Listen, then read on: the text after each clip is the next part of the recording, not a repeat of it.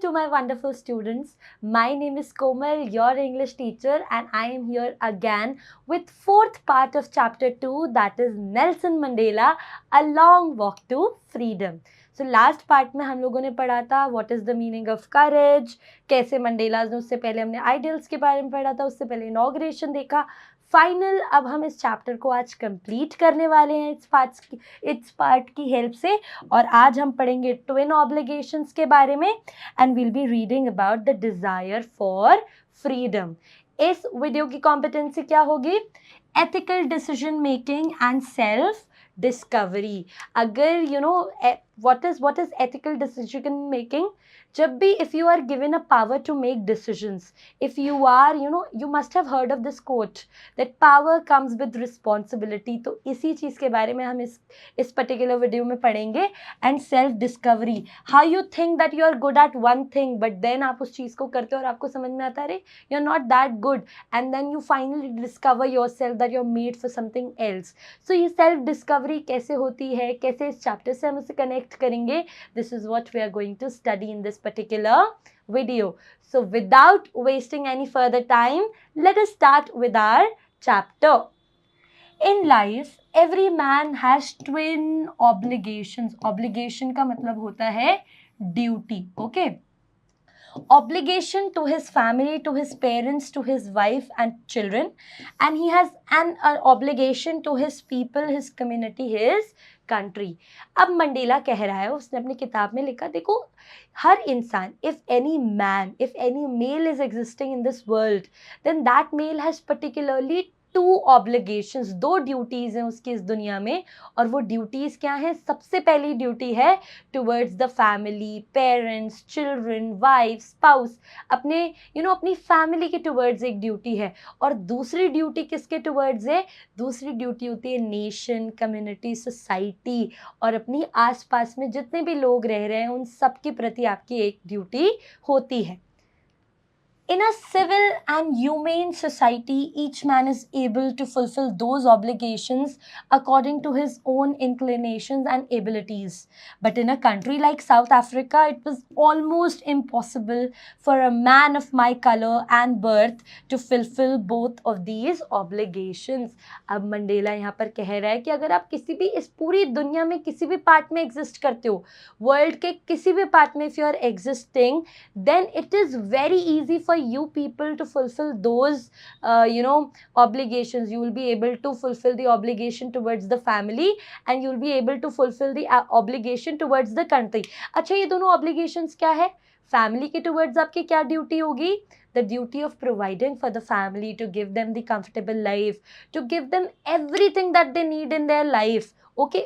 उनको खाना देना, उनको घर देना, उनके लिए पैसे कमाना, उनको इमोशनल सपोर्ट देना, फिनेंशियल सपोर्ट देना, वो सब क्या होता है? आपकी फैमिली के टुवर्ड्स आपकी ऑब्लिगेशन है. नेशन के टुवर्ड्स आपकी क्या ऑब्लिगेशन है? To fight against the injustice. Nation, अगर देश किसी मुसीबत में है तो उसमें देश के साथ खड़े रहना, देश के लिए फाइट करना, देश के जितने भी आप कह सकते हो एनिमीज़ हैं उनके अगेंस्ट फाइट करना ही आपकी क्या होती है? Obligation towards nation. तो मंडेला कह रहा है अगर आप इस पूरी दुनिया में कहीं भी एग्जिस्ट करते हो तो you can simply fulfil any of those obligations. तुम उन ऑब्लिगेशंस को बहुत ईजीली फुलफिल कर लोगे. But if you are existing in South Africa, अगर आप साउथ अफ्रीका में रहते हो और अगर आप ब्लैक कलर हो, अगर आपकी स्किन का कलर ब्लैक है, तो fulfilling either of these two, एक की भी फुलफिल करना, अपनी फैमिली को अच्छी लाइफ प्रोवाइड करना, उनको इमोशनल सपोर्ट देना या अपने नेशन में इनजस्टिस के खिलाफ खड़े रहना, ये बिल्कुल भी पॉसिबल नहीं है. You will be having possible consequences. और वो कॉन्सिक्वेंसेस क्या हैं? In South Africa, a man of color who attempted to live as a human being was punished and isolated. कोई भी इंसान जिसने इंसान की तरह रहने की कोशिश की, अपनी फैमिली के लिए अच्छा कमाने की कोशिश की, उनके साथ अच्छा समय बिताने की कोशिश की या उनको एक अच्छी लाइफ प्रोवाइड करने की, कंफर्टेबल लाइफ प्रोवाइड करने की कोशिश की, तो ऐसे इंसान को घर से निकाल दिया जाता था, आइसोलेट कर दिया जाता था. भर की पूरे के पूरे घर को, उनका जो हाउस होता था उसको कम्युनिटी से ऑस्ट्रसाइज कर देते थे, बॉयकॉट कर देते. पूरे घर को क्या करना पड़ता था? उन सारी चीज़ों के कॉन्सिक्वेंसेस का सामना करना पड़ता था। यहाँ पे देखो कुछ मीनिंग्स है। अटेम्प्टेड, किसी चीज़ को ट्राई करना। आइसोलेट यानी to make a person alone, किसी को अलग कर देना, किसी को अलोन कर देना, बिल्कुल लोनली कर देना, that is what isolation is. याद होगा ना अपने कोविड के टाइम पे क्वारंटीन, आइसोलेशन यानी कि सेल्फ आइसोलेशन को हम क्वारंटीन कहते हैं, राइट। सो उसी से रिलेटेड है।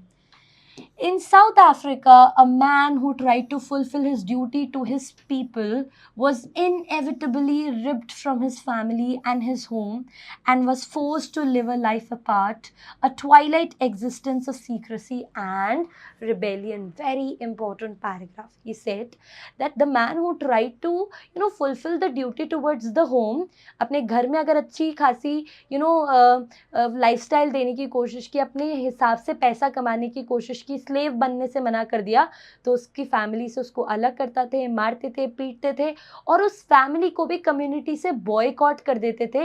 यानी कि ब्लैक्स भी उस पर्टिकुलर हाउस से, उस पर्टिकुलर लोगों से बात नहीं करते थे।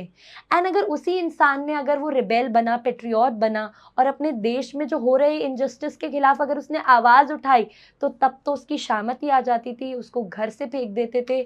उस इंसान को या तो अंडरग्राउंड होना पड़ता था, क्योंकि यहाँ लिखा है ना, life apart, a Twilight existence of secrecy and rebellion.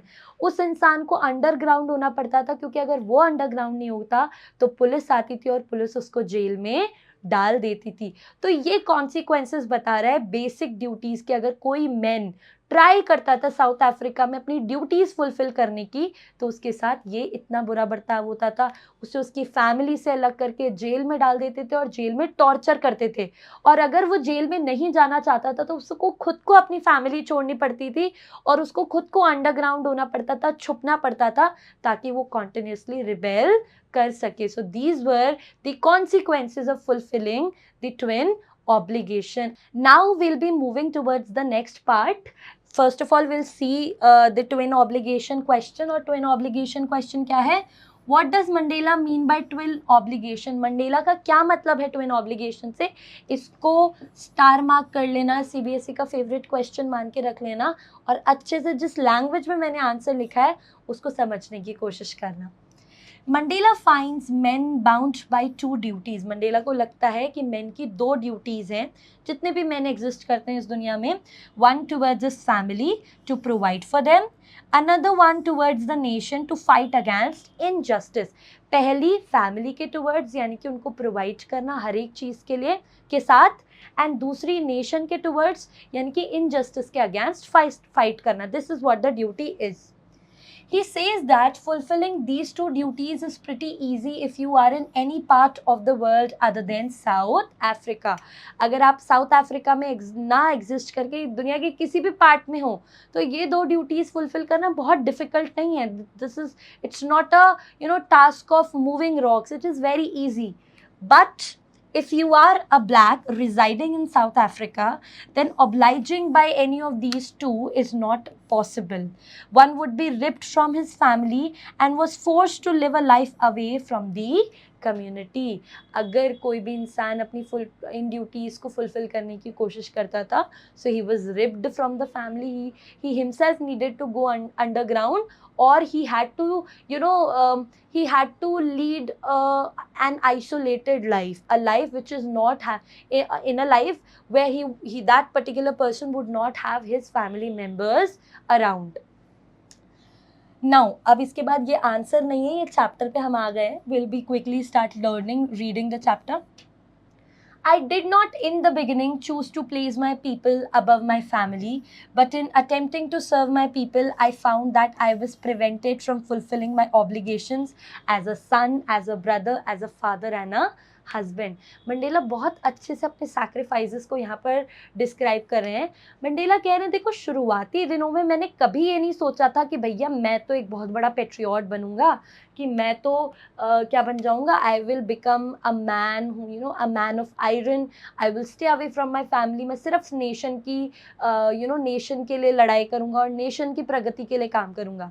He said in the starting I just wanted to be with my family and live a normal life, but when I started fulfilling my obligation towards my people, community and nation, जैसे ही मैंने अपनी second obligation को fulfill करना शुरू किया, I found out कि मैंने कभी भी उसके बाद ना अपना एक बेटे होने का फ़र्ज़ निभाया, ना एक पति होने का फ़र्ज़ निभाया, ना एक अच्छा पिता होने का फ़र्ज़ निभाया।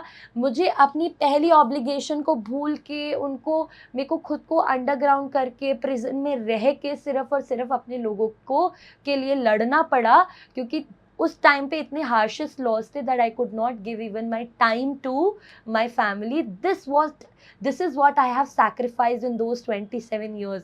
27 सालों में मैंने अपनी फैमिली के साथ टाइम स्पेंड नहीं किया। मैंने अपनी लाइफ का हर एक अच्छे पार्ट को सैक्रिफाइस कर दिया so that I could fight for my nation and Nations citizens rights. I was not born with with a hunger to be free. I was born free. Free in every way that I could know. Free to run in the fields near my mother's hut. Free to swim in the clear stream that ran through my village. Free to roast mealies under the stars and ride the broad backs of slow-moving bulls. So Mandela is now remembering. वो कह रहे बचपन में मुझे कभी लगा ही नहीं था that I'm shackled. मुझे ऐसा लगा था कि मैं तो पैदा ही फ्री हुआ हूँ। उससे ऐसा लगता था अनटिल जब तक उसको अलाउ था कि वो बाहर फील्ड्स में भाग सके, अपनी मदर की हट के पास में भाग सके, एक साफ पानी में तैर सके, अपने दोस्तों के साथ बाहर जाके मीलीज होता है मेज़ प्लांट, ये भुट्टे का जो प्लांट होता है, अगर उस भुट्टे को अगर वो आराम से सेक के उसके मज़े ले पा रहा था, अगर बुल कार्ट चला पा रहा था, रनिंग कर पा रहा था, स्विमिंग कर पा रहा था, तो ही thought that he was free until he abided by the laws of his tribe and abided by the rules of his father. He thought that he was free. He was not shackled. He didn't know the concept of no freedom in the childhood. As long as I obeyed my father and abided by the customs of my tribe, I was not troubled by the laws of men or God. यानी कि जब तक मैं मेरे पिताजी की बात मान रहा था और मैं मेरी जो ट्राइब थी, जो मेरी कम्युनिटी थी, उनके लॉज को मैं फुलफिल कर रहा था, तब तक मुझे तब तक फील भी नहीं हुआ कि मैं फ्री नहीं हूँ, that I was under the rule of whites. It was only when I began to learn that my boyhood freedom was an illusion. When I discovered when I discovered as a young man that my freedom had already been taken from me, that I began to hunger for it. बोले पहले मुझे भूख नहीं थी freedom की, क्योंकि मुझे लगता था मैं फ्री हूँ, और जो चीज़ तुम्हारे पास ऑलरेडी होगी क्या तुम उसके लिए डिज़ायर करोगे? नहीं.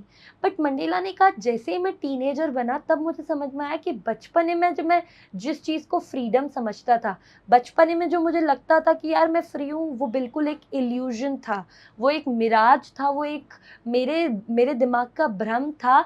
हम लोग बिल्कुल भी फ्री नहीं हैं. और जब उसे पता लगा that those black people were not free, he started desiring for it, he started longing for it, and to such an extent that he was hungry for freedom.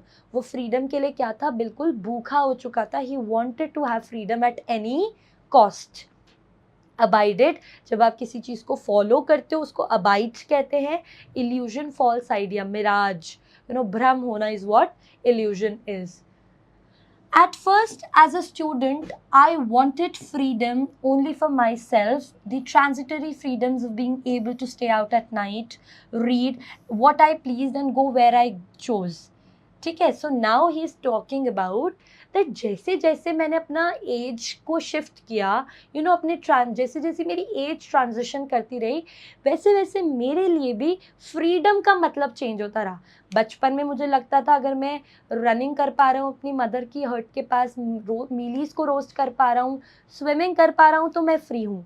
लेकिन ऐसा एक्चुअली नहीं था. जैसे ही मैं थोड़ा सा बड़ा हुआ, जब मुझे अगर टीनेजर बना, जब मुझे बाहर जाने दिया गया, जब मुझे अपनी पसंद की किताब पढ़ने दी गई, और जब मुझे रात में बाहर रहने की परमिशन दी गई, तब मुझे लगा that yes I am free. ऐसा होता है ना, जैसे मेरे साथ था बचपन में. I wanted to have a mobile phone. Okay, grade 9 में मेरे जितने भी सारे साथी मेरे फ्रेंड्स थे, they all got the mobile phone in grade 9 only, but I never got that. Okay, So for me, till grade 12, the mode of freedom was to have a mobile phone. कि मेरे लिए freedom का मतलब, the meaning of freedom was to have a mobile phone of my own. Mummy का mobile phone नहीं, पापा का नहीं, खुद का मोबाइल फ़ोन चाहिए भैया, वही क्या होगी मेरे लिए फ्रीडम.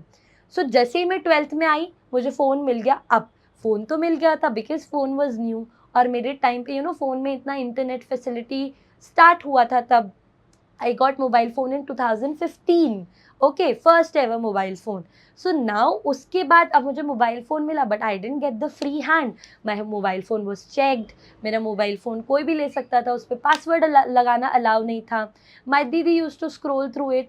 कभी कभार तो ऐसा भी था जब मेरा मोबाइल फ़ोन टूटा तो मैंने और मेरी दीदी ने सेम मोबाइल फ़ोन शेयर किया. यानी कि 9 से लेकर 12 तक मेरे लिए मीनिंग ऑफ फ्रीडम था to have a mobile phone. Now when I actually got it, meaning of freedom changed to have a free access to the mobile phone. यानी कि अब मेरे लिए क्या था, एक free and private access मुझे चाहिए था भैया, because that is my own gadget. So can you see the shift of the meaning of freedom? This is what Mandela is talking about. He's saying that freedom was transitory in nature. It kept on transitioning. When I was a child, I thought running out in the fields was freedom. But when I became a teenager, roasting, going out at the night, reading one's own choice has become the meaning of freedom for me. And he said, ये सारी freedom transitory हैं, ये वक्त बेवक्त बदलती रहती हैं. But actually, मैं मतलब समझा देती हूँ इसका पूरा, देन हम लोग रीडिंग करेंगे. उसने कहा बट एक्चुअली मुझे तब मीनिंग समझ में आया फ्रीडम का जब मैं जोहान्सबर्ग गया. He was an attorney, a lawyer. Okay, तो जब मैं जोहान्सबर्ग गया और मैंने एक लॉ फर्म ज्वाइन की, वहाँ मुझे समझ में आया कि जो मैं आज तक फ्रीडम समझता आ रहा था, बाहर घूमना, रात में बाहर रहना, अपने पसंदीदा सब्जेक्ट पढ़ना, वो सब एक्चुअली फ्रीडम नहीं थी. हम ब्लैक्स को तो इवन बेसिक और ऑनरेबल फ्रीडम भी नहीं है. और वो बेसिक और ऑनरेबल फ्रीडम किस वे में दी गई है? He said that if I was not even allowed to earn my keep, यानी कि अगर मेरा पोटेंशियल 100 रुपये कमाने का है तो वहाँ पर ब्लैक्स को 100 रुपये कमाने नहीं दिया जाता था. सेम काम के लिए ब्लैक्स को कम पे करते थे और वाइट्स को ज़्यादा, जैसे इंडिया में होता था, राइट? कि इंडियन सोल्जर्स को कम सैलरी देते थे एंड जो ब्रिटिश सोल्जर्स थे एंड ऑफिसर्स थे उनको ज़्यादा पैसे मिलते थे. This is what he said, that we should, I was not even allowed to earn to my own potential. I was not allowed to marry of my own choice. I was not allowed to have a family, sustain a family. These are very basic rights. Human rights भी कहना इनको बहुत अलग चीज़ है. ये basic rights हैं जो कि हर human अपने साथ भगवान से ही अवेल करवा के आता है. He said, when I went to Johannesburg, when I became an adult, I understood the basic and honorable freedom. That freedom was to earn one's own potential, to marry and to have a family, the basic requirement of living a honorable and good life.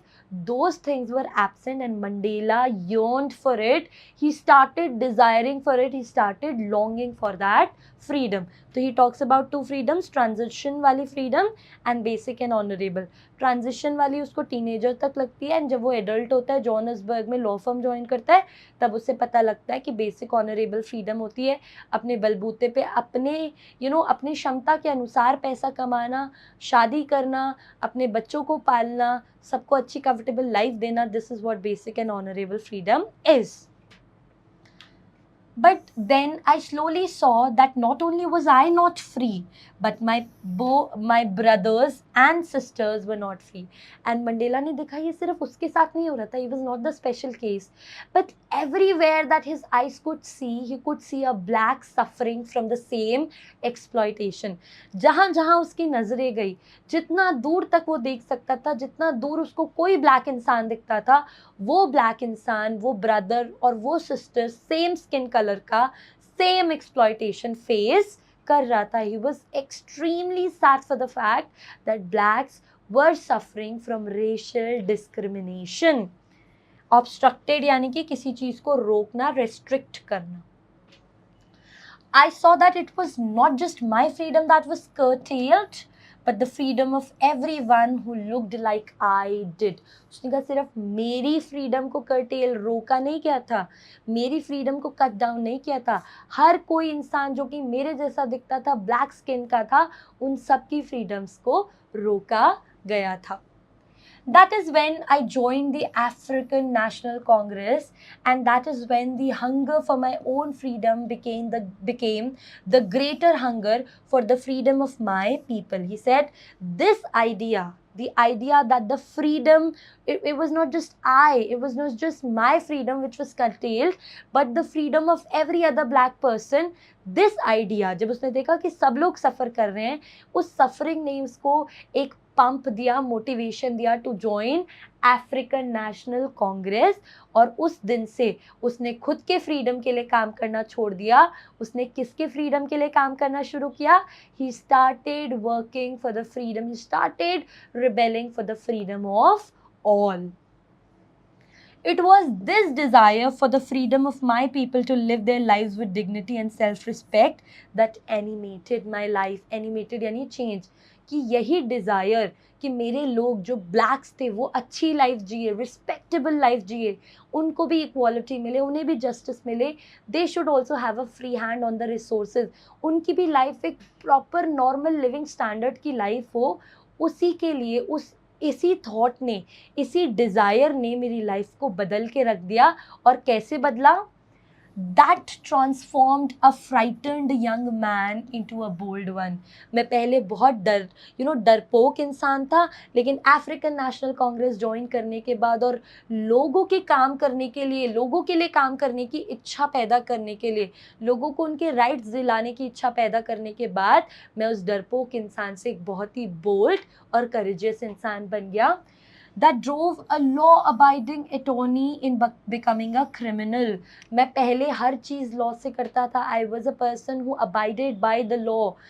मैं खुद attorney हूँ, मैं हर चीज़ में law को superior मानता हूँ. लेकिन जिस दिन से मैंने सोच लिया था कि मुझे मेरे लोगों के लिए काम करना है, उस दिन से मैं क्रिमिनल बन गया था. मैंने लॉज थोड़े रिबेल किया, वायलेंट वेज अपनाए, so that I can actually work for the freedom, work towards the path of the freedom of my people. That had turned a family loving husband into a man without a home. कि एक ऐसे इंसान जिसको family के साथ रहना बहुत पसंद था, जिसको अपनी फैमिली के साथ पूरी लाइफ बितानी थी, that particular desire and longing of freeing the people turned me, a family loving husband, into a man without a home. मेरा कोई घर नहीं था. 27 साल मैंने अपनी लाइफ के कहाँ गुजारे? जेल में. That forced a life-loving man to live like a monk. He said, मुझे पहले लाइफ जीना, लाइफ के कंफर्ट्स, पढ़ना, अपनी फैमिली के साथ टाइम स्पेंड करना, बाहर जाना, घूमना. I used to love and cherish life in every way. बता रहा है ना, वो बचपन में भागता था, स्विमिंग करता था, दोस्तों के साथ टाइम स्पेंड करता था, रीडिंग करता था. So he used to love the life a lot. He used to cherish every day of life.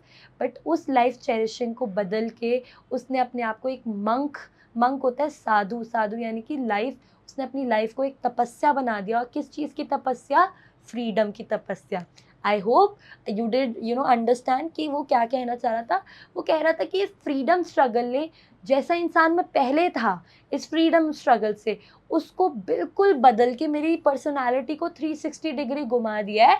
और अब मेरे को एक ऐसा इंसान बना दिया है जो कि बहुत करेजियस है, who had stayed away from the family, who had worked really hard for the freedom of the people. I am no more virtuous or self-sacrificing than the next man, but I found that I could not ever enjoy the poor and limited freedoms I was allowed when I knew my people were not free. He's saying कि मैं कोई बहुत बड़ा काम नहीं कर रहा हूँ, मैं कोई बहुत ही I would not say that if he is saying कि अगर whites ने गलत किया है तो मैं खुद को बहुत वर्चुअस नहीं मानूंगा, मैं खुद को राजा हरीशचंद्र नहीं मानूंगा, या मैं खुद को एक बहुत अच्छा इंसान नहीं मानूंगा, क्योंकि मैंने भी कुछ ऐसी चीज़ें की हैं जो कि सही नहीं थी, वायलेंट वेज को अपनाया था फ्रीडम के लिए.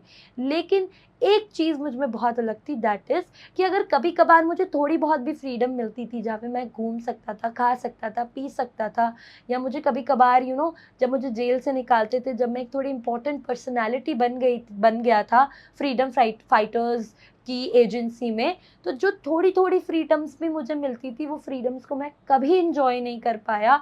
I could never enjoy that freedom because I knew my people are suffering. I knew that other blacks are still suffering, and that gave a concept to Mandela that freedom is indivisible. आप freedom को divide नहीं कर सकते हो. यहाँ पर अब वो एक line बोलेगा that we are going to read. Freedom is indivisible, that I told you just now. The chains on any one of my people were the chains on all of them, and the chains on all of my people were the chains on me. He said अगर 100 लोग हैं, 100 में से एक free और 99 अगर shackled हैं, उनके पास फ्रीडम नहीं है, तो वो जो एक बार फ्री घूम रहा है वो भी फ्री नहीं है. He said chain on everyone was chain on me, and chain on me was chain on everyone. Freedom is indivisible. Divide नहीं कर सकते हो भैया. पूरी कंट्री फ्री होगी या पूरी कंट्री फ्री नहीं होगी. जैसे इंडिया में अगर तुम देखोगे, जब फ्रीडम स्ट्रगल चल रहा था तो कुछ लोग ऐसे थे जिनके पास फ्रीडम थी, जो high class people, elite class people थे. लेकिन वहाँ पर भी हमने देखा कि कब इंडिया को फ्री माना गया, जब अंग्रेज चले गए और कॉमन मैन जब फ्री हुआ, तब इंडिया की फ्रीडम का अचीवमेंट माना गया. सेम मंडेला कह रहा है कि फ्रीडम इज इंडिविजिबल. कुछ लोगों को फ्री करके और लोगों को अगर आप एक्सप्लॉइट करोगे, तो वो जो कुछ लोग जो फ्री हैं वो भी शैकल्ड हैं, वो भी इन अ वे आने वाले फ्यूचर में पक्का एक्सप्लॉइट होंगे. He said freedom is indivisible. Chain on one South African is chain on all, and chain on all South African is chain on me. I hope this concept is understood by all of you. I knew that the oppressor must be liberated just as surely as the oppressed. ये बहुत अच्छा concept है, यहाँ से इसको याद रखना. इसके क्वेश्चन बहुत बार आते हैं, इसके बाद में क्वेश्चन कराऊंगी और अच्छे से समझाऊंगी. ओके, बट तुम लोग अच्छे से याद रखना, it's very important. A man who takes away another man's freedom is a prisoner of hatred. He's locked behind the bars of prejudice and narrow-mindedness. Mandela बहुत ब्यूटिफुली हमें समझा रहे हैं. Look, there are two kinds of people. One who is the oppressor, जो dominate करता है, exploit करता है वाइट्स, और वन हु इज ऑपरेस्ड, जो डोमिनेट होता है, जिसको स्ट्रगल करना पड़ता है, जिस पे मारा पीटी होती है, जिस पे फिजिकल एंड मेंटल अब्यूज़ दोनों होता है, जो कि थे ब्लैक्स. ही सेड, मैं इतना समझता हूँ कि लोगों को ये लगता होगा कि जो ब्लैक्स हैं, जो ऑपरेस्ड है, जो डोमिनेट होता है, वो फ्री नहीं है. ऑफ कोर्स वो जेल में बंद है, उसको एनस्लेव कर दिया है, उसको किसी चीज़ के लेके अलाउ नहीं कर रखा. ऑफ कोर्स वो फ्री नहीं है. और लोगों को लगता है जो ये अत्याचार कर रहा है वो इंसान फ्री है. बट मंडेला के अकॉर्डिंग वो इंसान भी फ्री नहीं है. जो अत्याचार कर रहा है वो भी उतना ही बंद है, वो भी उतना ही शैकल्ड है जितना कि जो अत्याचार सह रहा है वो. He said the man who is operating the other human, a man who is actually dominating and exploiting the other human, he is behind the bars of narrow-mindedness, prejudice, hatred. यानी कि उसके दिमाग में आप कितना भी कर लो, उसके पास कितने भी पैसे हो, कितना भी फिजिकल फ्रीडम हो, लेकिन उसके दिमाग में सारे के सारे नेगेटिव इमोशंस रिवॉल्व कर रहे हैं. Hatred, jealousy, vengeance, narrow-mindedness, prejudice, judgment, ये सारे नेगेटिव इमोशंस कभी भी उसकी लाइफ को अच्छा बना नहीं सकते. सो जो इंसान जिसके ऊपर अत्याचार हो रहा है वो तो फिजिकली कन्फाइन है, वो तो फिजिकली जेल के अंदर बंद है, उसको एनस्लेव किया हुआ है. लेकिन जो ये सारे अत्याचार कर रहा है वो मेंटली, वो भी सारे के सारे नेगेटिव इमोशंस से घिरा हुआ है, और उसकी लाइफ में भी ये सारी चीज़ें कभी ना कभी बहुत बैड इम्पैक्ट लेके आएंगी.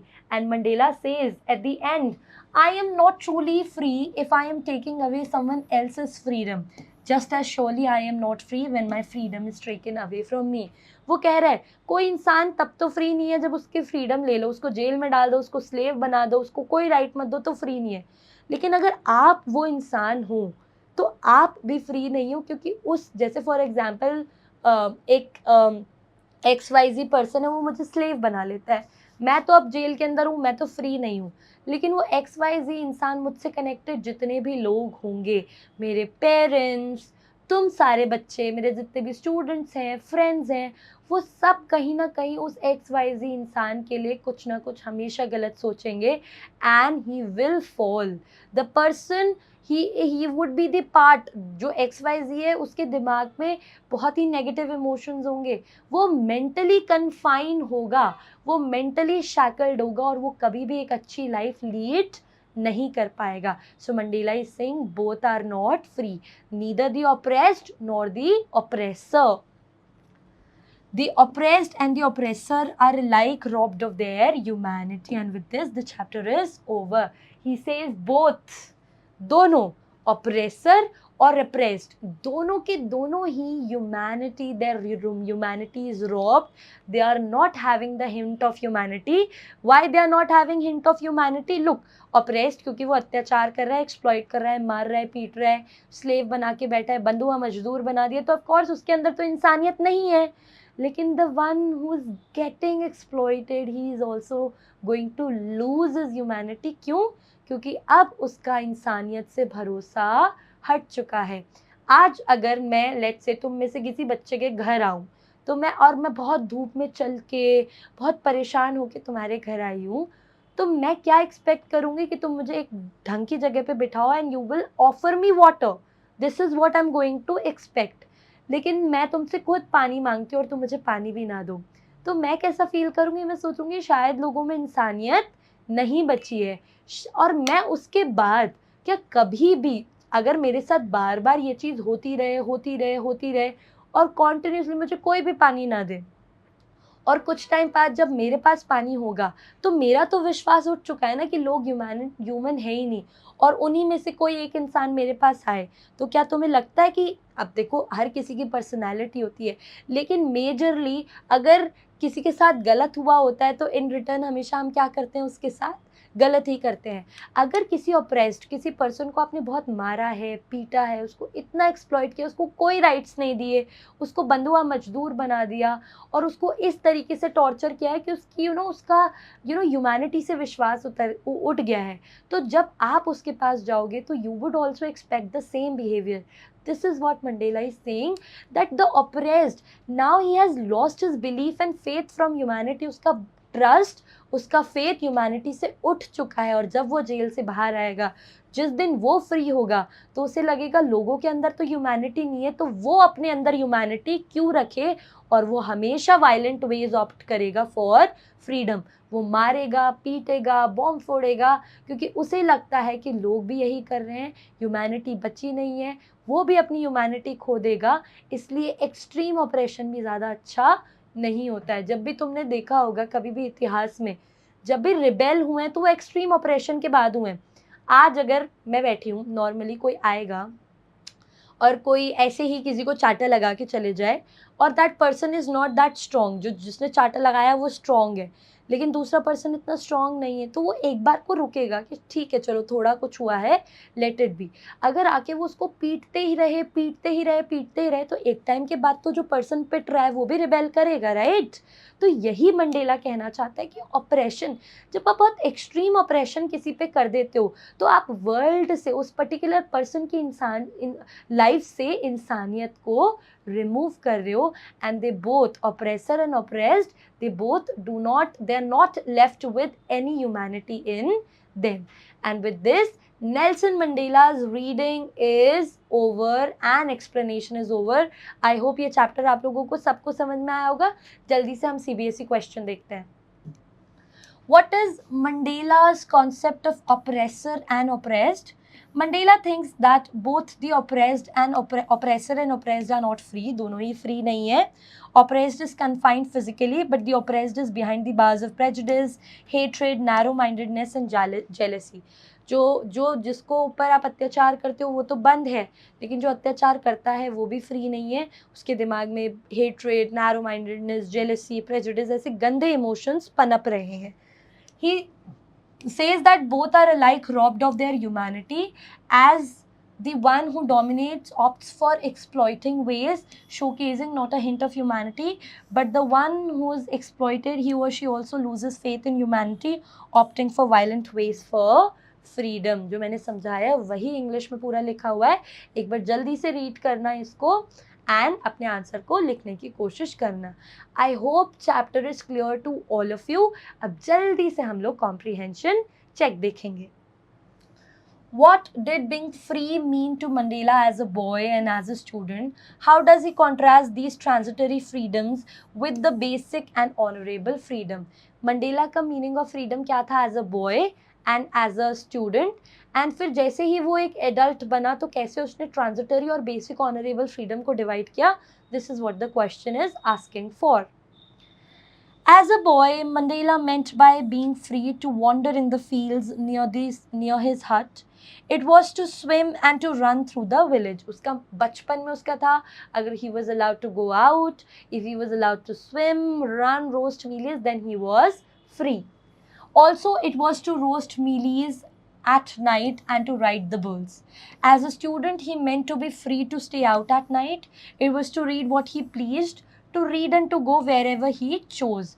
It was also to be as per his potential. So वो और फिर जब वो बड़ा हुआ स्टूडेंट बना, अगर उसको बाहर जाना अलाउ था, रात में बाहर रहना अलाउ था, अपने पसंद की किताबें पढ़ना अलाउ था, अपने पोटेंशियल से काम करना अलाउ था, तो he thought that he was free. These were the transitory freedoms. As a boy और as a student जो freedoms थी उसने जो डिस्क्राइब की, according to him those freedoms were transitory. वो कीप ट्रांजिशन होता है, कोई चीज़ जो बार बार चेंज होती रहती है, राइट? तो these were unstable freedoms, meaning of freedoms, and they kept on changing with the changing time. But the basic and honorable freedoms were the freedoms for the people. These were to live with dignity and self-respect. तो जो basic और honorable freedom थी was to earn the own potential, to marry and have a family, basically to live a life, to lead a life with dignity and self, with dignity and respect and everything. The basic freedom, जहाँ पर आप इंसानों की तरह रह सको. This was what the basic and honorable freedom was to Mandela. Now, what is the learning outcome? Empathy and compassion. If you have empathy towards other people, if you are compassionate, if you have good feelings, humanity and sense of acceptance for every other person who's around you, then there will be no conflict. कोई लड़ाई नहीं होगी, कोई झगड़ा नहीं होगा, कोई conflict नहीं होगा वर्ल्ड में, because you will be accepting each other. Empathy और compassion, जब ये दो अच्छे इमोशंस आपके अंदर आ जाते हैं तो जितने भी नेगेटिव इमोशंस हैं वो ऑटोमेटिकली बाहर आ जाते हैं and world becomes a better place to live in. Now I will be quickly assessing you people. What are the twin obligations mentioned in the passage? Obligation to friends and colleagues, obligations to family and community, obligation to oneself and society, obligations to government and religion. I'll quickly give you 5 seconds.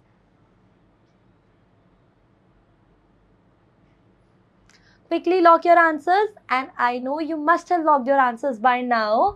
The answer is B, obligation to family and community. Okay, we'll move to the next question. What organization did the speaker join to fight for freedom?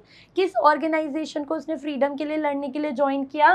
United Nations, African National Congress, Amnesty International और Greenpeace. So the answer is African National Congress. Very easy questions. I know मैंने अच्छे से पढ़ाया है, सबको इन सबके सारे questions के answers आ रहे होंगे.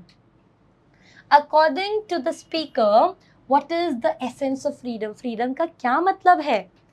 Saving one's own interest, living without laws, living with dignity and self-respect, and being above others. I'll quickly give you 5 seconds for this.